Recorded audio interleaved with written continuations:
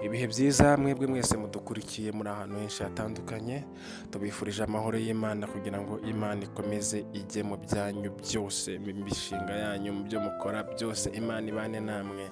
Rero nawe utarakora subscribe, twakubwira ngo ukore subscribe kugira ngo ibiganiro byacu bijye bikugeraho 5/5.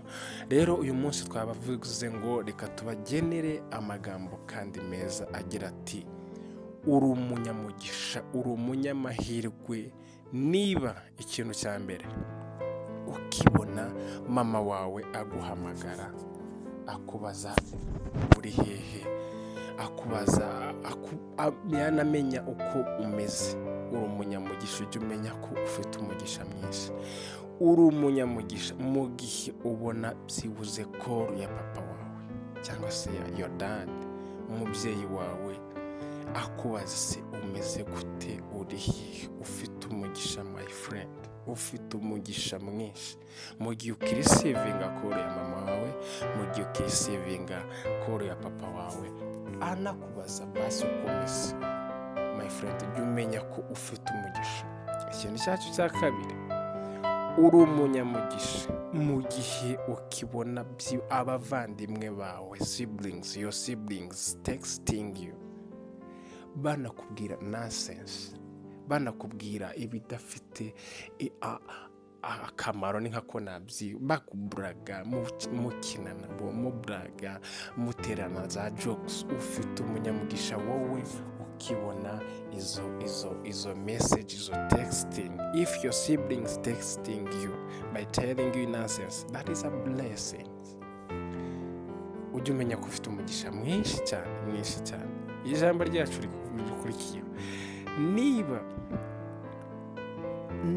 ufite inyogokuru cyangwa se kaka wawe cyangwa se umubyeyi umwe mu babyara papa wawe cyangwa se ubyara mama wawe, byibura akikibuka n'izina ryawe akiguhamagara, know that you have a blessings. Niba ufite inshuti zisanzwe wenda inshuti zawe zikiguhamagara, zichatinga nawe on Facebook, on Instagram, on WhatsApp cyangwa se indi social media iyo ari yo yose bakoresha, ukabasha kubukiganira nabo, ukivugana nabo, uchatingana nabo, ujokinga, bakubwira nonsense. Izo nshuti nabo, kuba ufite izo nshuti mukivugana, you are still get conversation from them, know that ufite umunyamugisha, ufite umugisha utabaho. Niba kandi ufite umuntu byibura ukubwira ngo cyangwa se uguhamagara akakubaza ngo umeze ute, I mean like nka boyfriend cyangwa se girlfriend, niba ufite menya ko ufite umugisha mwinshi. Niba ufite umuntu gutekereza akakwitaho like boyfriend cyangwa se girlfriend, agutestinga kubaza umeze ute, wiri gute, wabyutse ute, umunsi wagenze gute, uratekereza iki, urateganya iki, ibintu wambonera umwanya nkuko ngukeneye. Ubyibura umuntu uguha like appointment yo kugira ngo basi muvugane cyangwa se wenda mubonane. Mu gihe ufite bene uwo muntu rero ukikubaza ibyo bintu, my friend, menya ko uri umunyamugisha mwinshi cyane.